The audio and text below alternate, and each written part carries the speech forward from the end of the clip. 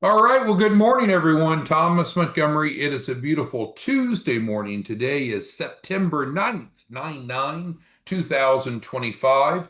We get together most weekday mornings at this time, 8 o'clock Central, talk about strategies, tips, techniques, share success stories. If all is going well, my screen should be shared with you.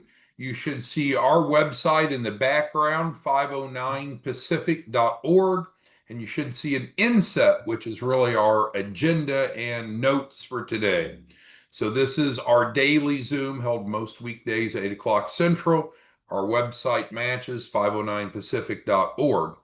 Best way to receive support is to text. If this is not the phone line. The phone line is actually down at the bottom here, but the text line is what's shown here, 347-8042. We record most of our past trainings and put them up on YouTube, which are found here. In terms of who we are, we're a 501c3 nonprofit. We've applied for and received a grant. The grant has three specific mandates. In other words, three areas of focus or concentration that we need to hone in on. And we also encourage you, if you'd like to collaborate, to help us do so. The first of those three mandates is improving financial literacy. I think you would agree. Unfortunately, we live in a society where most people, they don't know what you know, they don't know what we know, and they are improperly prepared to have a successful capital raise. And so it's not their fault. It's just our system, our society teaches people how to get a job, not how to form a business and create jobs. So what a wonderful opportunity you and I have to go out and help build financial literacy. Secondly, the grant provides a free shelf corp to entrepreneurs. You might say, well, why is that? Well, if we're going to help people raise capital, we need to first educate them. Then we need to take action, of course. And the first step in having a successful business capital raise is having a fundable business entity. And that's why it's frankly easier for us to give away a free shelf corp than it is to go figure out what's good and what's bad with clients' current businesses, if applicable. But ultimately, the goal is to drive dollars into local communities, get businesses funded so they can start, they can grow, they can reach their potential, they can hire employees, they can contribute to the tax base. So those are the three certainly interrelated mandates. Our agenda today is fivefold. The first thing is to review the key resources on the website. Then we'll talk about some key concepts for business funding that ties very nicely into number one. We'll talk about how we can help someone for less than $500 be able to get a shelf corp, get their initial tranche of funding, get their loan package, and qualify for a very large capital raise. Not too good to be true. We'll talk about that process here in a couple of minutes. We always want to bring attention to the cost of doing nothing because you and I, as entrepreneurs, we see things differently in many cases than the average person. The average person often fails to consider, if I don't take action, what is my lost opportunity cost? And so what you and I know is we can offer them a proposition for less than 500 to raise a million plus. So that's the upside. The downside is if they don't take advantage of this, what does it cost them? Is it lost earnings? Is it lost opportunities? Is it they miss out on real estate deals? They miss out on business acquisitions. So part of this financial literacy is not only teaching factual information, like we'll go through in number two, but it's also helping people to learn and think a little differently the way you do and the way we do. And then, of course, Q&A, but we'll address the Q&A throughout the Zoom today. Just type that into the Q&A box. It's like a chat box. All right, so let's go ahead and dig into number one, 509pacific.org. We did make a couple revisions yesterday, so I'll highlight those. On the top is the quick cash, not our focus today. It's a different type of resource. It is not debt, doesn't have to be paid back. It's a great deal. There's a training to learn more about it here. And then if you want to participate here, the middle of the page fits mostly with what we're talking about today in giving away these shelf corps and helping clients raise capital. So that's the middle section. There are two trainings that we recommend that they watch. One is how does it work overall? And then, as we'll get into today, there are two primary sources of capital for most capital raises. And there's many other options, but there's two primary, SBA and ABL. So this allows us to train people to educate them some key differences, and then the participation packets here. Now, if you're one of our distribution partners, then you would not drive them here to enroll. You would have your own landing page. And we covered this yesterday. So you all should have your landing page now. If not, you'll want to text us and say, hey, where the hell is my landing page? But you should have a landing page. And as we talked about in yesterday's training, the landing page really helps in having a sales funnel. E-contract is integrated in, drip marketing, so forth. But we covered that in detail yesterday.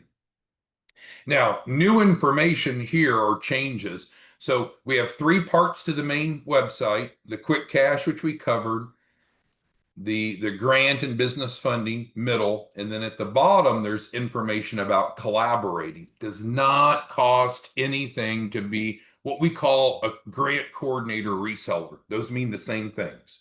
Grant coordinator resellers equal. So here it does a quick description of our three mandates, which of course you and I just discussed. There are now just three trainings. This list was growing and growing, and people didn't make it through it. So we've reduced it down to three trainings that we really want people to be familiar with before they say, yep, we want to collaborate. And again, there's no cost to be a reseller.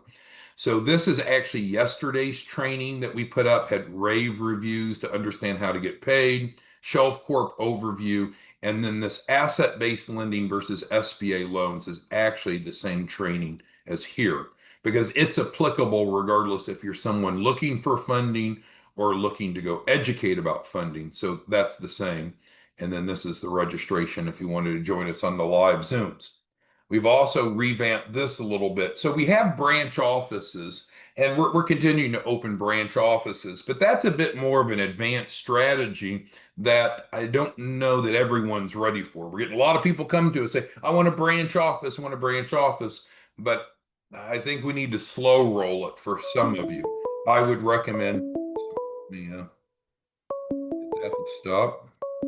I would recommend starting as just a grant coordinator reseller. Doesn't cost you anything, no contract to sign. Highlights here, fill it out, let us know. So that covers the number one on the agenda. So let's go back to it. That was number one. Any questions on number one? Okay. So let's go ahead and get into these key concepts. Now we have a broader training that's called the 27 mistakes. It takes about an hour to go through it. It's up on our YouTube channel. It is a very thorough discussion about what are things, challenges, issues that can keep small businesses from getting funded. So that's the full story, but we're going to go through kind of an abbreviated set of topics today just based upon the time we have. So let's go ahead and jump into that. So key concepts of business funding. If any of these, frankly, if you disagree or have input or comment, just type it into the Q&A. It's like a chat box of Zoom. Number one, you have to have a fundable business. So often, and I say this on most trainings, so I kind of get tired of saying it, but I get empowered, motivated to share it again because so many people don't look at it this way. So again, we're going through this to build financial literacy. I suspect you already understand this, but don't assume that everyone else sees things the way you do because many of them don't. So what's the point here? You can't just want money. You can't just need money and expect to get it. That's untrue. That's unrealistic. That's a farce. We have to qualify for funding to get business funding. Now, I know that doesn't tell the complete story because your normal follow-up would be, well, what does it take to get qualified? We're going to build into that, but we've got to start with this. If someone just comes to you and they say, hey, I want business funding, the real question that they should be asking is, can you help me get my business fundable? But I know they don't think that way, but that's literally the prerequisite. You can't just go get money, you have to qualify for it. So, with that being said, well, what does it take to qualify for it? It depends. And people fucking hate it depends, right? They want to have no black and white answers. But there's lots of different types of funding.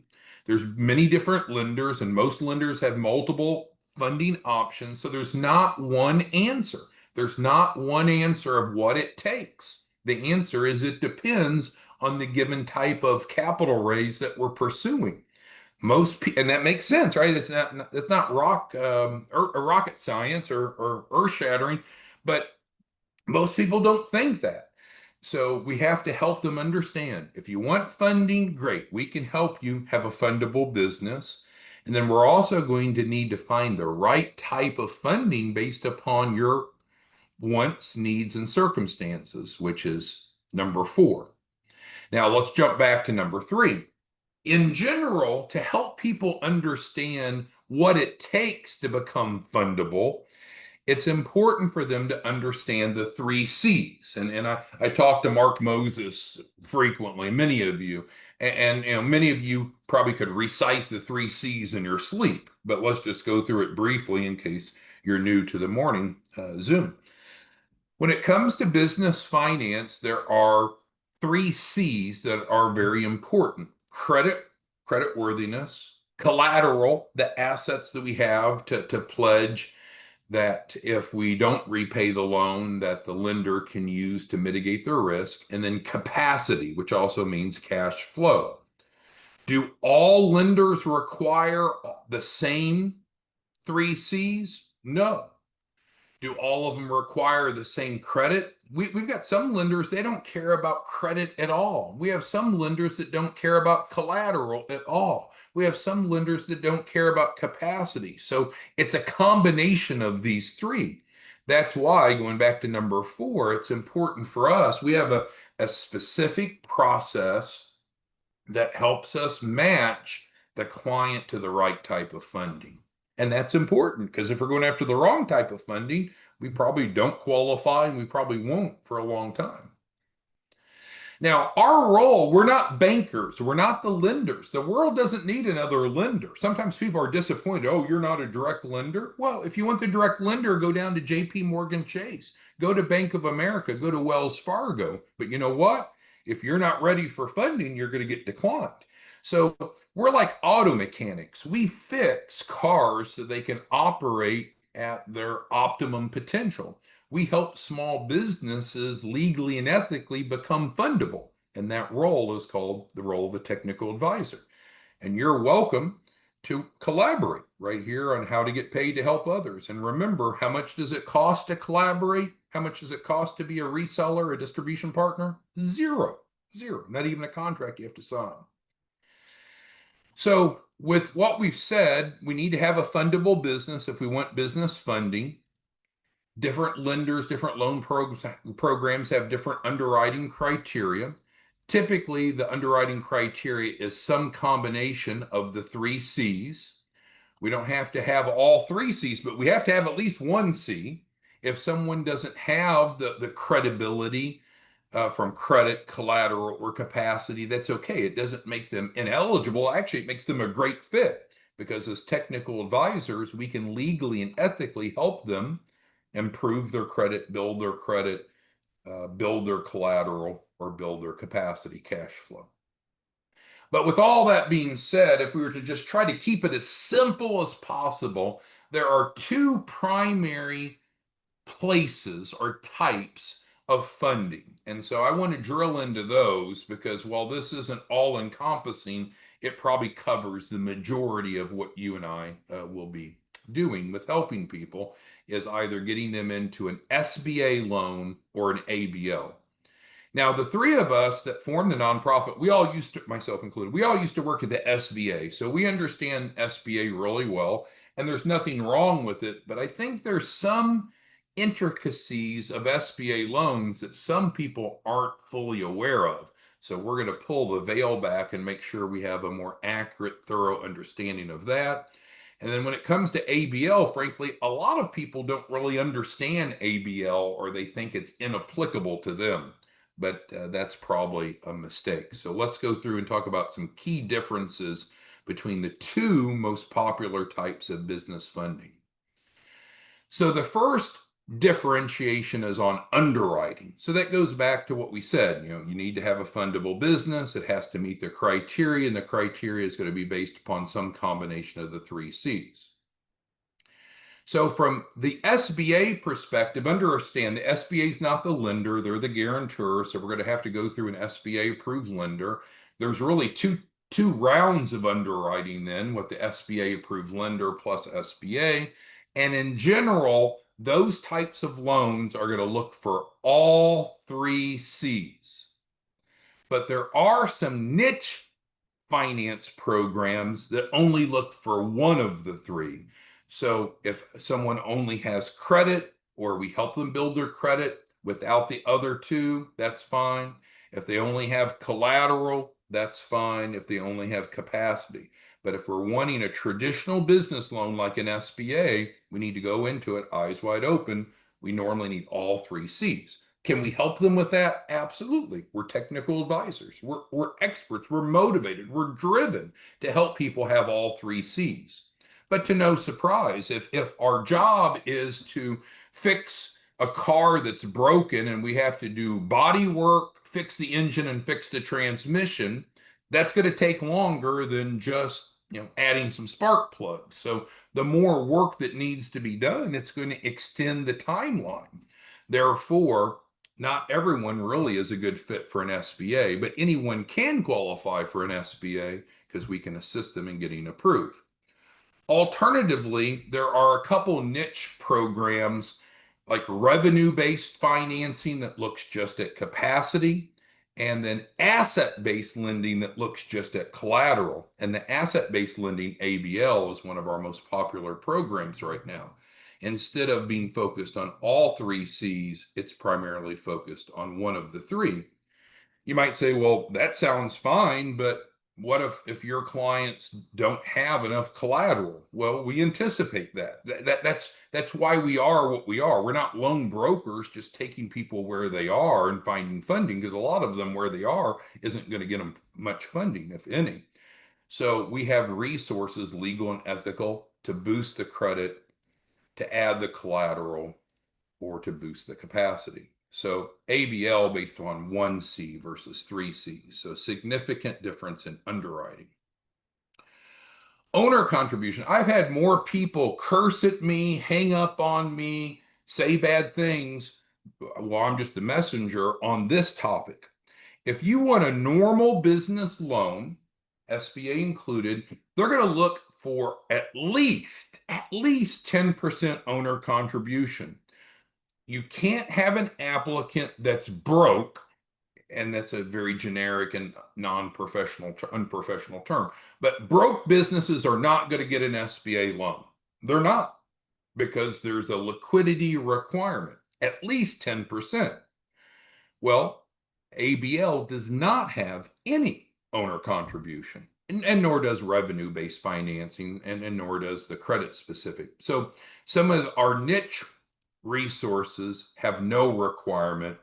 What most people think about, oh, I want SBA, I want SBA. Well, can you afford it? A lot of people can't. So if they can't afford it, we can either work with them to raise that initial amount first, then go after the larger funding, or pivot away from it and use a type of funding that doesn't require that same level of liquidity. Next difference are uses of funds. The SBA, I wouldn't say it's narrow, but the SBA has restrictions on how you can use the money that you borrow. And part of what we do is we build out the uses of funds to figure out how much money does the client want, what are they going to use it for. That's going to impact us finding the right type of funding for them. So SBA won't fund any deal, ABL will fund any deal. There's normally no restrictions of funds. And frankly, that's true for all of our niche programs. If we're using just credit, there's no restrictions. If we're using just collateral, which is ABL, no restriction. If we're using revenue-based financing, also no restriction. But for SBA normal business loans, there are restrictions. Loan size is another important differentiation. SBA, the smaller the loan, the easier it is to get approved because the less exposure they have, the less underwriting, and there are certain tiers or bands. In contrast, ABL is so much different that you don't want to try to make an apples to apples comparison between SBA and ABL. ABL is kind of the opposite of SBA. ABL wants bigger deals. Some of our best lenders, like Bank of America and JP Morgan Chase, they won't go below 5 million. If you're below 5 million, don't even bother. They want bigger numbers. Others will go down to 2 million. Some will go down to 1 million. But ABL is asset-based lending. It was never designed for little deals. Now, the workaround is that we can get a line of credit through ABL. So even if it was $1 million line of credit, if we didn't need all of it, of course, we wouldn't have to pull all of it from the line. So we could use less than $1 million. But ABL is not a good fit for anyone that's not willing to accept $1 million, either through a term loan or line of credit. Payback assistance is kind of a mind-blowing differentiator. If you go get an SBA loan, normally it's a 10-year repayment, 120 months, and the borrower needs to repay it, which is kind of the norm, right? If you go borrow money, you'd expect to repay it. So there is no payback assistance normally for SBA. Ironically, and very innovatively, the ABL does have payback assistance where it's set up, it's designed where we're actually covering the loan payments for the first 2 to 3 years. So big benefit. So we're not here to recommend ABL over SBA or SBA over ABL, but we do want you to have an understanding of these key concepts, including the two most popular types of funding. Anyone have questions on this topic here before we move on? Just type it into the Q&A. Okay, I'll give you a moment to do that. And we'll go ahead and go to number 3, which is how to turn $500 into $1 million in around 30 days, legally and ethically. So let's break it down, because otherwise it sounds kind of outlandish. So how would we do that? Well, there's actually a couple steps. The first thing that we need to do is get the client into the free shelf corp. Just like if you're to build a house, you've got to have land. You cannot build a house without having land. We can't go for business funding without a fundable business infrastructure to work off of. So just as we covered up here in number 2, that's part of our deliverables, part of our grant mandate. That's what's covered here in the middle of the website. So we want to start by getting them a free shelf corp. Now, the free shelf corp does have a processing fee, and the processing fee is determined by our distribution partners. Some of our distribution partners just make it available at $499.99, which is what we reference. But you need to be aware, some people charge more. We have some that are charging $2,500 processing fee, some $5,000. Handful of them are charging $7,500. That's up to them. And often they're adding additional value add services. But other than that processing fee, which is determined by the distribution partner, the shelf corp itself is delivered free. If you come to 509pacific.org here, we don't mark it up. It's just the base processing fee of $499.99, which is what we're referencing today. Now, at that point, people always say, okay, well, I paid my processing fee. Where's my $1 million? Well, that's where everything's falling apart, right? Because just because you paid to have the shelf corp processed over, that doesn't mean we're ready to go to funding. In fact, we need about a week. And in today's environment, I guess a week feels like 7 years, but we need 7 days to be able to get the deliverables over to the client, to the grant participant. And at that time, we're going to immediately go into funding, immediately. So normally by day 7 or day 8, the client, the grant participant will already have funding offers in front of them to pick from. We were running a client this morning, and I remember his largest offer. So these are smaller. The first tranche are smaller offers. This is not the large business funding because there's some work that needs to be done yet, which I'll explain in a moment. But the client I was mentioning this morning, he got offers of 40, 45, and 50,000 from one lender. So again, it's smaller, it's working capital, 20 to 30,000 from another lender. So when your client, the grant participants at this point, normally they'll get multiple offers. They can stack them if they want. They can accept all of them, but it's the first tranche. So they should have the first tranche of funding in their hands within 2 weeks from the start. We need 7 days to get the shelf corp to them. At that time, we jump right into the funding process, and normally within 7 days, they'll have cash in hand. That's the normal process, but not the full million. We still have to do some work, which I'll explain on number 3. So at that point, we're going to work with the grant participant, the client, to figure out what's the right type of funding, and that matches what we said up here based upon their wants, their needs, their circumstances. How much money do they want? What are they going to use it for? And frankly, in most cases, it'll end up being either an SBA loan or ABL loan, but it doesn't have to be. But usually it ends up being one of those two based upon their preference. Once we educate people about the differences between SBA and ABL, frankly, most people don't want SBA anymore, especially because of the owner contribution requirements. But regardless, client picks how much money they want, client picks where they want it to come from, we advise. Then our job is to build the loan package out, because you can't just get funding because you want it. We need to have a fundable business, and part of that is having the loan package, the documentation. So we're experts at developing that. So we build that, we apply for the larger funding, and then they get their larger funding. So this is essentially a 3-step process of how you and I can help someone go from investing less than 500 to have a shelf corp transferred to them, and then everything else along the way should be self-supporting through the process, because the average client, the normal client, is going to get their first tranche of funding right away. And then lastly, on the turning the 499 into $1 million in around 30 days, we also have the opportunity fund. The opportunity fund is addressing the need for liquidity, adding daily deposits into the client's business bank account. So what makes our recipe work, our formula for funding, is we have the ability, the willingness, the desire, the intent to help with all 3 C's. Credit's not so good, we can help. Inadequate collateral, we can help. Don't have enough cash flow, enough capacity, we can help. This is addressing the capacity. So the cost of doing nothing essentially is just that concept that we discussed already. Sure, each prospective participant, they have 2 options, right?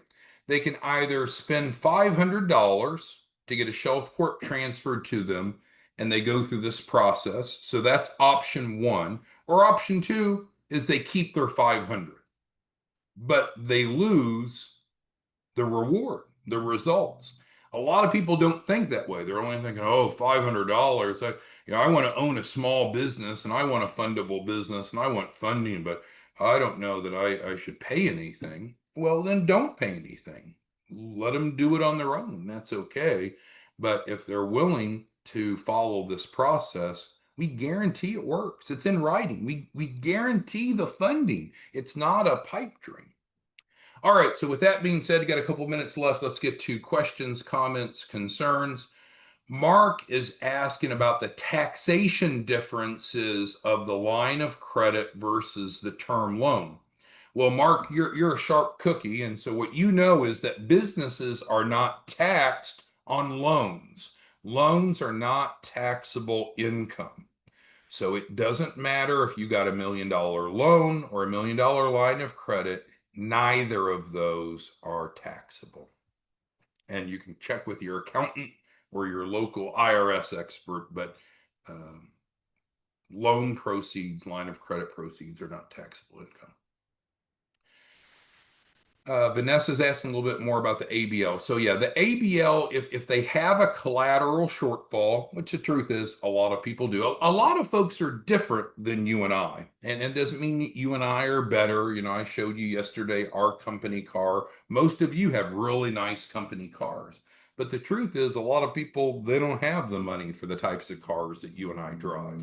When it comes over to the question about collateral, there's a lot of people that have not been building their net worth. And so there's a lot of people that don't have enough collateral to qualify for ABL. But that's the beauty of what we do as technical advisors is we can transfer to them the collateral that's needed. We transfer the collateral over in $1 million increments. And maybe that number sounds too crazy big, but again, we've already talked about ABL is not meant for small funding. So we can transfer collateral in $1 million increments, and we just charge a transfer fee of 1 cent on the dollar. It's obviously grant subsidized, but there's the answer to your question, Vanessa. Selena's talking about that first tranche, and that's right. So back to the first tranche. Different people will get different amounts. We have a simple one-page app, no documents, no hard credit inquiries. We're able to get them offers.